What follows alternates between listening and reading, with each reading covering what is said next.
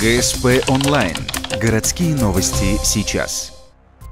16 января в дежурную часть полиции поступило сообщение от работников одного из предприятий о хищении денег. Сотрудница офиса вышла из своего кабинета, не закрыв дверь. Этим воспользовался злоумышленник. По словам сотрудников полиции, на рабочее место пострадавшей мог проникнуть любой желающий. В результате своей неосмотрительности женщина лишилась 14,5 тысяч рублей. По горячим следам в ходе проведенных оперативно-розыскных мероприятий сотрудниками уголовного розыска была получена информация о лице, причастном к данному преступлению. В дальнейшем оно было установлено, задержано, от него поступили признательные показания. Также были получены признательные показания по иным преступлениям, совершенным ранее.